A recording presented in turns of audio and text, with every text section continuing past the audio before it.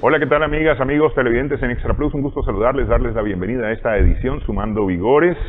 En edición anterior hemos conversado con el doctor Sergio Rodríguez Gelfenstein acerca de la geopolítica a partir de su conocimiento de China y de su estudio y análisis internacional. Tocamos rápidamente Ucrania, especialmente por los más recientes acontecimientos. Hoy volvemos a conversar con Manuel Espinosa Jarquín acerca del tema Ucrania, especialmente tras estos últimos acontecimientos. A ver, Manuel, hace una semana más o menos estallaba la guerra según los Estados Unidos y así empezamos la conversación con el doctor Rodríguez. No hubo tal, sin embargo, si Ucrania se preocupó, y esto es importante decirlo así con esas letras, Ucrania se preocupó por atacar objetivos específicos, especialmente comunicaciones, infraestructura, telecomunicaciones,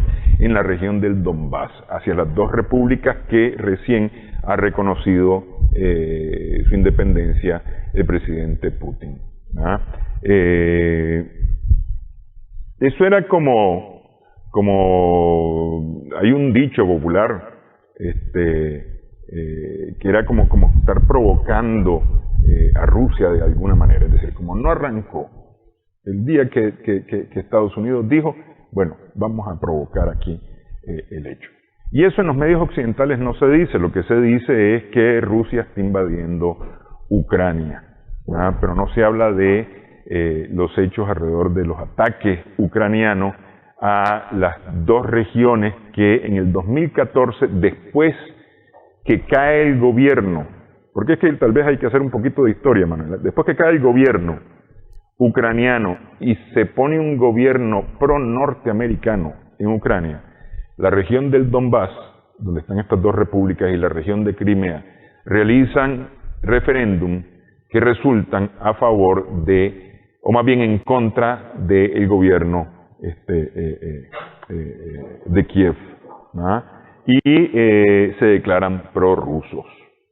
Leía una declaración recién de Ban Ki-moon en el 2014, que decía que uno de los problemas que tiene Ucrania es que Ucrania era parte de la comunidad de estados independientes que resulta de la caída de la Unión Soviética o de la desintegración de la Unión Soviética, y que nunca había definido sus fronteras. Por lo tanto, no había manera de decidir qué cosa era de Ucrania y qué cosa era de Rusia, que en principio todo era de Rusia, que era la heredera de la Unión Soviética.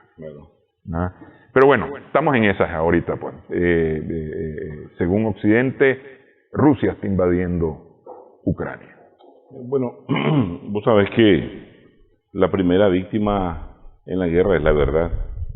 Y los servicios de inteligencia norteamericanos y británicos occidentales se encargaron de aniquilar la verdad antes de que comenzara la guerra. Así es como la que estamos tratando de entender, de que Rusia ataca a Ucrania, ¿verdad? Toda guerra comienza como decía, con acciones especiales, operaciones especiales.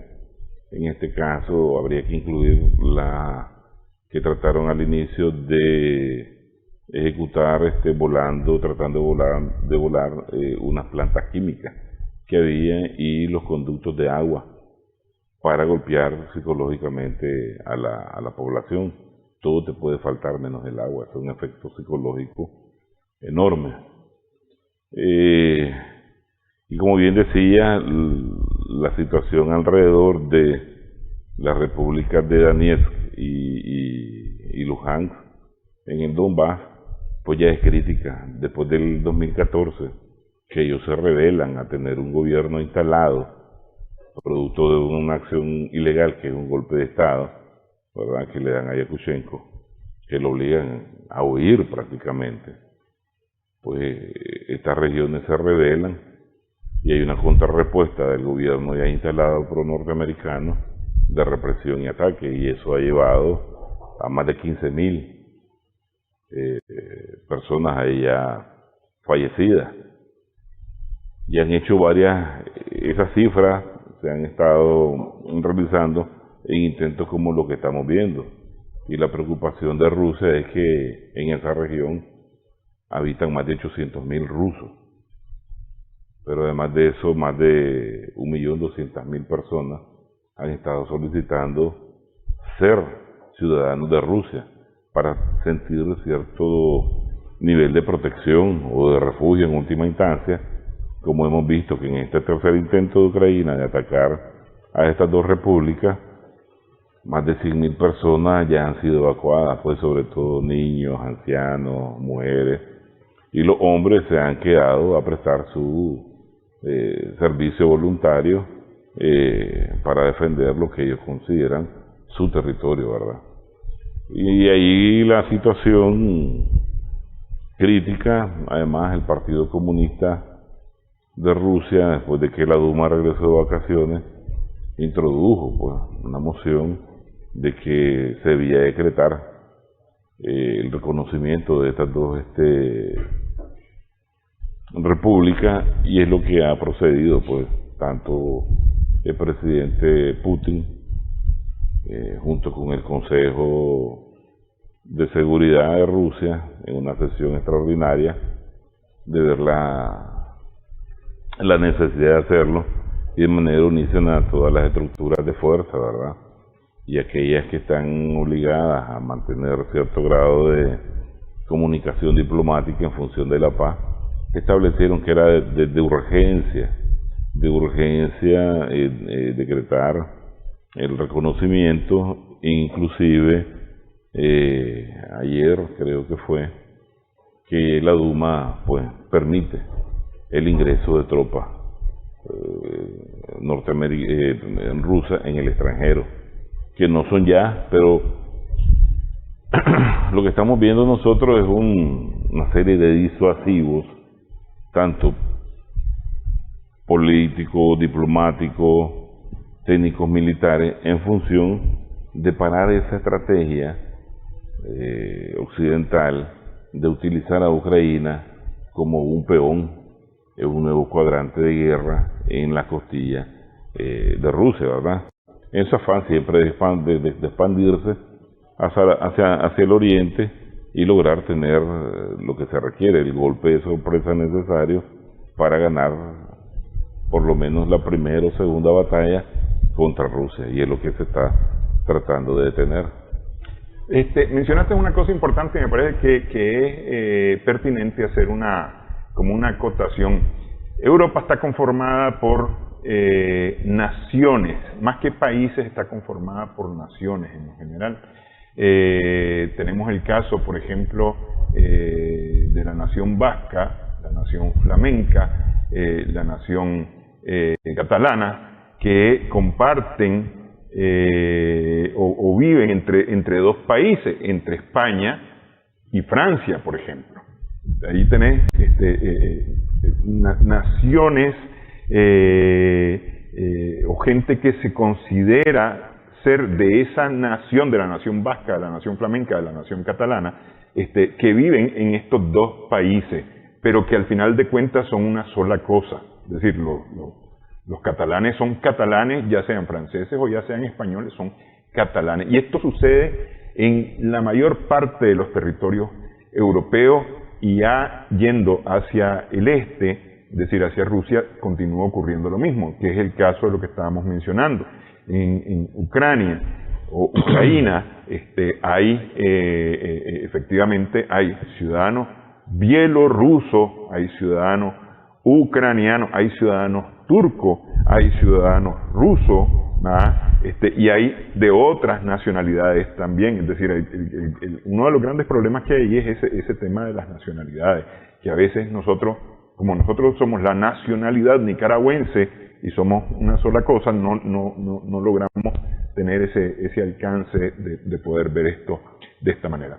Recomiendo de un cineasta muy conocido el documental del 2015, si no me equivoco, Ucrania en llamas, de Oliver Stone, que explica qué fue lo que ocurrió en el 2014 en Ucrania, pero además explica historia de Ucrania, cómo Ucrania ha venido buscando protección del más poderoso en el momento en que más le conviene, y por ahí se entiende un poco algo de lo que está ocurriendo ahora. Ok, todo, según Occidente, todo apunta hacia la guerra. A ver, sanciones, bloqueo, quejas, incluso para este jueves estaba prevista una reunión entre el secretario de Estado norteamericano y el ministro de Relaciones Exteriores ruso, y anunció el señor Blinken que no se va a reunir con Lavrov porque ya no vale la pena reunirse después de lo que ha ocurrido, ¿va? Una reunión que estaba prevista ya desde la semana pasada, desde finales de la semana pasada. Claro. Entonces, sin embargo, continuamos en los esfuerzos diplomáticos. Para mí me parece que si platicando es que vas a hacer los esfuerzos diplomáticos y dejas de platicar, entonces ¿cómo decís que estás en los esfuerzos diplomáticos? Lo que pasa es que aquí hay varios, vamos a decir, golpes diplomáticos que están recibiendo los norteamericanos y de alguna manera están tratando de responder. Mira, sabemos pues que en diciembre los rusos entregaron un documento propuesta con 8 puntos de demanda de cuáles son las razones por qué Rusia se siente insegura, y que una de estas es apenas su expansión ingresando a Ucrania a la organización. Esta es una, pero la realidad es que la razón es la expansión de la OTAN desde hace 30 años, ¿verdad?, por decir algo, hacia el oriente. Primero se lo entregaron a los norteamericanos, ya en enero le entregaron a la OTAN y le entregaron a la OSCE, ¿verdad?, documentos similares para que en conjunto ellos trabajen una respuesta y no se vea como que los norteamericanos son los jefes de toda Europa, que en realidad sí es, ¿verdad?, y de toda la OTAN. Respondieron de manera vaga, no respondieron sobre los temas centrales, porque no expandirse es renunciar a elementos doctrinarios de expansión y poder global. Entonces, Macron, Francia, ¿verdad?, que siempre han querido ser la ventana entre Occidente y Asia, igual como lo hizo Sarkozy en su momento en Georgia, cuando ocurrió en el 2008, cuando ocurrió la situación de Georgia por Abjasia y Osetia del Sur, pues llegaron y le dijo a Putin: mira, nosotros como europeos queremos también jugar un papel relevante aquí y quiero ser el interlocutor. A Putin eso le conviene. Macron porque vienen elecciones, ¿verdad? Y entonces le sirve a Putin para sacar del juego, de esa lugar cúspide que tiene, ese papel importante que tienen los gringos ante los europeos. Le digo: está bien, entonces ahora llévate otras 4 demandas más, ¿verdad? Y para la OTAN y para los norteamericanos, y sacar del juego importante a los Estados Unidos. Lo tiras a un segundo plano. Eso debe de analizarse desde la perspectiva de la lucha diplomática que hay. Pero eso ha estado trabajando bastante Putin y me parece que tiene mucho sentido y mucha lógica. El problema es que Estados Unidos está creando un conflicto en Europa, claro, sin contar con los europeos, al final de cuentas, o valiéndole muy poco los europeos. Y los europeos no están jugando nada en esa fiesta. Así es, y necesitan ellos. Porque cuando ahí está el primer cachiflín, ¿verdad?, que no es de esto de la caimana, sino que es nuclear, ahí ya ellos inclusive no tendrían nada que hacer. Entonces, urgentemente, pues Macron habló como el mensajero, ¿verdad? Habló con los norteamericanos, habló con los alemanes, con los ingleses, y le mandaron de recado, ¿verdad?, a través de él a los rusos que querían una reunión cumbre, Biden-Putin. Putin se la rechazó y les dijo: mira, reuniones cumbre es cuando ya vas a firmar algo concreto, y aquí no hay nada concreto. Ni ustedes han respondido. Allá a las 12 ya no son 8, sino, eran 6 más. O sea, son 14. Entonces, a las 14 puntos que les estamos diciendo, entonces, no hay razón para que reunirnos. Trabajen el acuerdo de Minsk, trabajen lo que les presentamos y hablamos después, pues. Entonces ese golpe, ese rechazo no se lo iban a dejar. Y entonces dijo Putin, entiéndanse a nivel de ministros de Relaciones Exteriores. Entonces aquello para inflar, porque es que ellos no pueden permitirse el que el mundo no los vea como los número uno, ¿verdad? Y como los salvadores. Mientras tanto, como los ejercicios, vos sabes que toda una serie de ejercicios militares de gran, vamos a decir, capacidad, envergadura se realizaron, tanto a nivel aéreo, estratégico, tanto a nivel naval, estratégico, fueron a hacer uno enfrente de la costa de Inglaterra, y eso la prensa occidental nunca te lo va a decir. Y se regresaron al Mar Negro y tienen una capacidad con la fuerza naval que ahí existe de irradiar a cohetazo a toda Europa del Sur y Central, ¿ya? Y eso es, tampoco te lo dicen, ¿verdad? Son ejercicios militares que desde hace rato no se permitían hacer, y los norteamericanos pues vieron que también ya los ejercicios estaban terminando, las tropas, porque ustedes hablan de 150.000 tropas en la frontera con Ucrania, pero no te dicen que solo Ucrania tiene 125.000 tropas acantonadas enfrente de la región del Donbass. Entonces los ejercicios terminan, comienzan a retirarse las tropas a sus lugares de permanente localización, a sus cuarteles, ¿verdad? Y estos aprovechan el momento, los norteamericanos, para decir, sí, los estamos presionando, ya estamos logrando que estos no ataquen a Ucrania, ¿verdad? Miren que somos nosotros. Pero es que ni siquiera reconocieron, dijeron que era mentira, que eso era publicidad y propaganda de los rusos. ¿Por qué decir que se estaban retirando? Sí, porque Lavrov se las anticipó. Los ejercicios van a terminar, nos vamos a retirar, y ustedes van a sacar paquines completos de su gran victoria psicológica por la presión que realizaron con Rusia, ¿verdad? Contra Rusia. Y entonces aprovecharon y comenzaron ya ese tipo de escaramuzas. Entonces era lógico prevenir una tercera oleada que lleve más víctimas, y es decir, bueno, Volodymyr Zelensky, que es el presidente de Ucrania, dice que no entiende ni quiere aceptar ninguno de los puntos del acuerdo de Minsk, ¿verdad? Entonces es lógico que no lo van a trabajar nunca y va a haber un impasse diplomático. Entonces hay que poner a la diplomacia, a su diplomacia a trabajar. Entonces las medidas de reconocimiento de estas dos repúblicas los obliga a reformatear lo que ellos tenían como chantaje.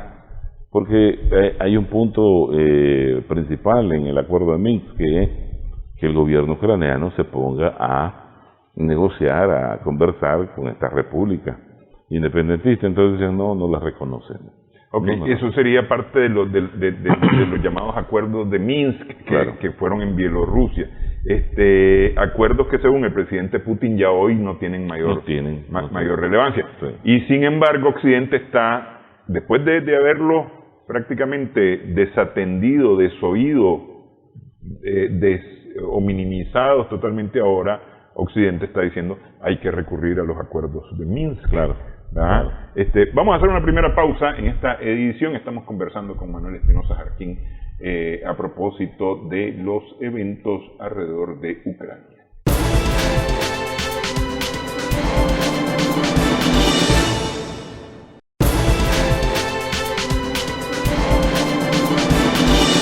Continuamos sumando vigores en Extra Plus. Estamos conversando con Manuel Espinosa Jarquín sobre los más recientes eventos alrededor de Ucrania. Los acuerdos de Minsk, que decíamos, la capital de Bielorrusia, básicamente lo que tienen es un acuerdo para la convivencia entre Kiev, las regiones especiales de Donbass y Crimea, y la relación con Rusia. Básicamente es eso. Luego ya podemos entrar a más detalle. Pero al dejar de ser, según el presidente Putin, una región especial y convertirse en repúblicas independientes reconocidas por Rusia, los acuerdos de Minsk pierden todo su sentido. Claro, todo su sentido. Para Occidente se trata de una invasión rusa al territorio de Ucrania. De Crimea todavía no se dice nada, es decir, hay ciertas escaramuzas alrededor de Crimea, pero todavía no se dice mayor cosa sobre Crimea. Todo está en la región de Donbass, que sería hacia el noreste, o más bien el este de Ucrania. Hasta ahí las cosas. ¿Qué va a pasar? ¿Qué va a pasar ahora? Bueno, mira, también habría que agregarle dos o tres cositas al acuerdo de Minsk, porque ella no tendría razón de seguir tratando de intentar de que se cumpla, a pesar de que uno de los diseñadores de este acuerdo fue el mismo presidente ucraniano antecesor a Zelensky, que era Piotr Poroshenko, ¿no? En el acuerdo se estipula también que además de conversar con la República independentista del gobierno, tiene que retirar a todo el personal extranjero militar de la OTAN que lo están asesorando. Inclusive eso está dentro del paquete de los 8 puntos que Rusia le presenta a Occidente. Entonces, esto ya no solo es de incumplimiento del gobierno ucraniano, sino del gobierno norteamericano y de la misma organización de la OTAN, que lo tiene ahí defendiendo, pero además de eso, el proporcionamiento de otro tipo de armamento que pueda ser ofensivo, tener un carácter ofensivo para Rusia, inclusive instalación ahí de plataformas de lanzamiento de cohetes de corto y mediano alcance. Sería algo así como aquella instalación de rusa en Cuba, en el 62, sí, 63. Sí, así en el 62. Lo que pasa es que ahora la tecnología es moderna y ahora no vas a hablar de tiempo en que llegue el primer cohetazo, ¿verdad? Sino que son minutos, 3, 5, 7 minutos, una cosa sorprendente. Entonces, ni la parte occidental estaba cumpliendo los acuerdos de Minsk, ni la parte ucraniana. Entonces, por eso no tenía que ser. Ahora tienen que hablar sobre lo real, sobre lo actual. Como te decía, Rusia no ha enviado tropas, pero es lógico que si Ucrania ataca, entonces y con el permiso de la Duma, los rusos pueden enviar al extranjero sus tropas. Todo esto ha sido, diría yo, acciones disuasivas en algo que podemos nosotros calificar como una escalada controlada, ¿verdad? Una escalada del conflicto controlado, porque no sé si lo hablamos la vez pasada, los ejercicios militares que se hicieron es una parte demostrativa del discurso militar de lo que puede suceder, ya. Prácticamente Rusia ha modernizado el 80% de su fuerza coheteril nuclear, ya, con sistemas de destrucción que Occidente no tiene análogo. Hay sistemas como los Iskander, que estos son operativos tácticos para el plano europeo corto, ¿verdad? O asiático, si es necesario. La parte del Cáucaso, Medio Oriente, se pueden emplear.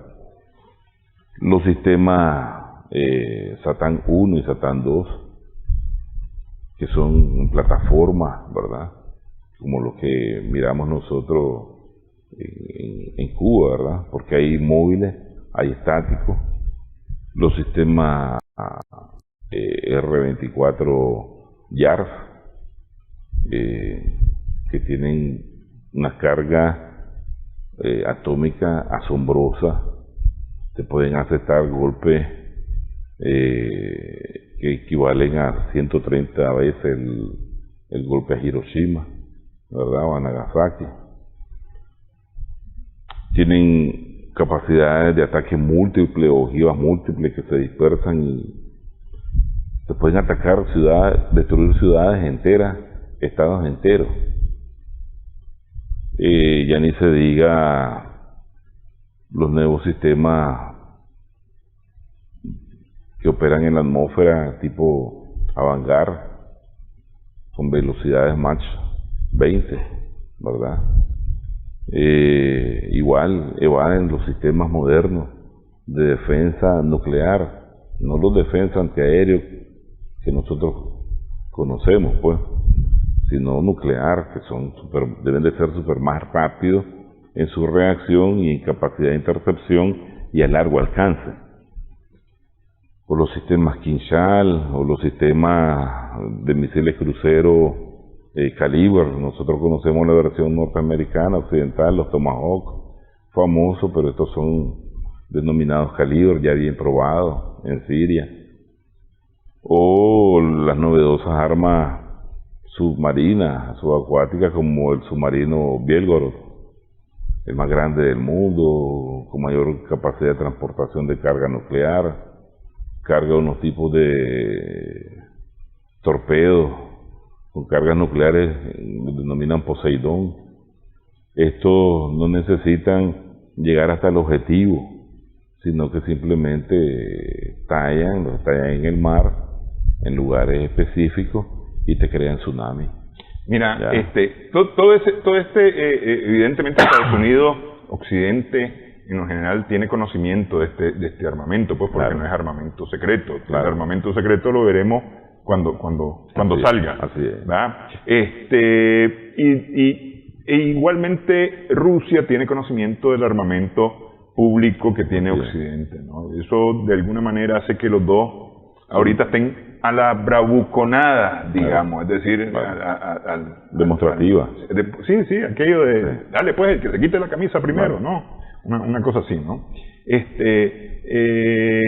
¿Crees vos que pasen a palabras mayores en un corto plazo, en un mediano plazo?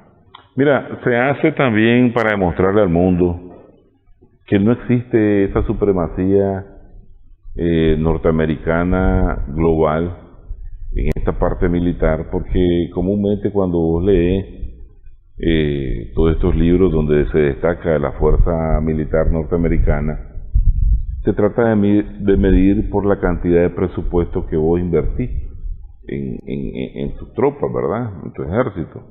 Y esto te demuestra cuando te digo que la fuerza nuclear ya está renovada en un 80%, es que la inversión económica, ¿verdad?, se ha invertido en aquello necesario para garantizar la destrucción del adversario, ¿ya? Entonces, lógicamente, para ir a la lógica de la guerra nuclear, otra cosa completa, el mundo debe estar claro, primero, que los norteamericanos no ocupan el lugar de preponderancia en capacidad de destrucción, que ellos pueden ser destruidos, pero los otros también deben de estar claros, cuando vos presionás y haces acciones de presión, esas 150.000 tropas en ejercicio cerca de Ucrania, todos esos ejercicios como el que acaban de hacer con Bielorrusia, de todos estos sistemas que te digo, es simplemente para detener cualquier tipo de impulso, porque los halcones hay en todos lados. También el mundo debe estar claro de que ningún país de Europa, ni los Estados Unidos, ni la OTAN, van a mandar a morir a sus tropas por Ucrania. Ucrania simplemente es un peón en su política expansiva. Sí, varios países han sacado más bien a sus tropas, sí. Entonces, pero tal vez el mundo se puede conformar con cierto alivio y entender que Ucrania simplemente, o el Donbass, está en la estrategia de localización del conflicto, para que no esté ni en el territorio europeo occidental, ni en el territorio norteamericano la guerra.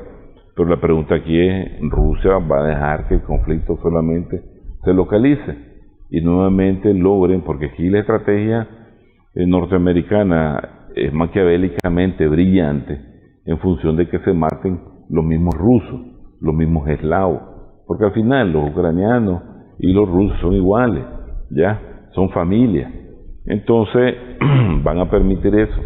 Los rusos no entienden eso, hasta los mismos ucranianos van a permitir eso, ¿me entiendes? Entonces ahí es donde existe el riesgo de que trascienda el conflicto a inclusive Europa. Por eso es que vos has estado escuchando en muchos medios rusos, a diputados, a periodistas, de que para que ellos entiendan la presión de inseguridad que se siente cuando bombarderos estratégicos nucleares sobrevuelan a 20 millas de distancia de tu frontera, pues hay que hacer eso en Latinoamérica. Hay que instalar entonces bases en Venezuela, hay que instalar bases en Cuba de nuevo, hay que instalar bases por aquí, o puertos de refrescamiento para sus submarinos atómicos, y estos no tengan que regresar hasta Vladivostok o al Mar Negro, donde estos tengan ahí sus bases de localización permanente, sino que se refresquen aquí y solo mandar tripulaciones cada 3, cada 4 meses según cuando se necesite, ¿verdad? Y entonces comenzás a dominar los mares y costas adyacentes internacionales hacia Estados Unidos o a Inglaterra. Estas demostraciones de la Fuerza Naval que hicieron la flota del Báltico y la flota del Norte enfrente a las costas de Inglaterra, no creas que al mando británico no le asusta, porque ellos no van cargados ni con balines ni con chibolas, ¿verdad? Eso llevan misiles nucleares de capacidad de destrucción masiva, pues.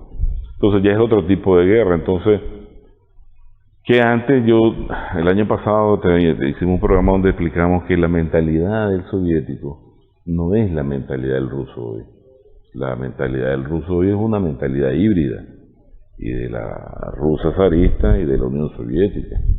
Entonces es aún todavía más sólida y está más clara de objetivos. Si miras el discurso del presidente Putin sobre Ucrania, cómo nace Ucrania, quién se la dio, ¿verdad? Es una cuestión de que más o menos entiendan la forma de relacionar en función de la comprensión completa, macro, de lo que significa el territorio en términos políticos de toda Rusia, ¿ya? Inclusive critica pues a los bolcheviques por haber entregado tanto pues de lo que era Rusia en su momento. Sí, porque hay que recordar Polonia, Finlandia, que eran parte de los territorios rusos. ¿Qué viene ahora? Viene igual un reconocimiento por el bloque antihegemónico, ¿verdad?, de estas dos repúblicas. Las va a poder recuperar militarmente, como dice la constitución ucraniana, que ese es el peligro. En la constitución ucraniana está recuperar como sea, está en el plano militar, a la región del Donbass y Crimea. ¿La van a recuperar militarmente? No. ¿Va a poder Ucrania ganar la guerra rusa? No, y ellos lo saben, pues, por mucho lenguaje patriótico y todo. Entonces, en eso está el aprovechamiento de la OTAN para meter, mientras el complejo militar industrial y el Deep State está haciendo reales con los ucranianos, ¿verdad?, vendiéndole armas, o por lo menos la industria militar se la vende al Estado federal y ahí se hacen negocios. Los ucranianos están perdiendo un enorme capital de inversión extranjera. Sí, a ver, ahorita que tocaste inversión extranjera, el tema de sanciones, ya en los últimos minutos que nos quedan, el tema de sanciones. Prácticamente la Unión Europea ha impuesto sanciones, de la misma manera a título personal o a título particular hay países que han impuesto sanciones. Por ejemplo, el canciller Scholz de Alemania, que pidió prácticamente frizar, congelar la autorización para Nord Stream 2, afecta directamente, este tipo de medidas afecta directamente a Europa. A ver, el tema de Nord Stream ya conocido, el tema del gas, que se ha venido aumentando su precio. Solamente para Alemania significa el 50% de la energía que necesita Alemania. Para Europa representa el 40% de las importaciones de gas, Nord Stream 2, o va a representar el 40% de las importaciones de gas. Y los precios del gas van para arriba, ¿ah? Una cantidad de productos que se comercializan con Rusia se están dejando de comercializar. Europeos que se comercializan con Rusia se están dejando de comercializar. Es decir, esto es, te castigo a ver, lo voy a poner como un ejemplo gráfico en la casa.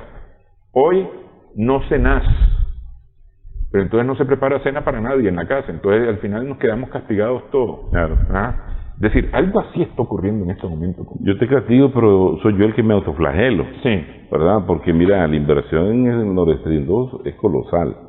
Además, ahí hay 12 países más europeos que dependen de ese proyecto. Y las transnacionales que participaron en esta, que por lo menos cada una puso de 1 a 10 billones, ¿verdad? Están perdiendo. Y Rusia hasta ahorita está logrando que ellos enfrenten esta situación, el invierno termine, pero están haciendo grandes negocios con precios todavía más caros en Asia.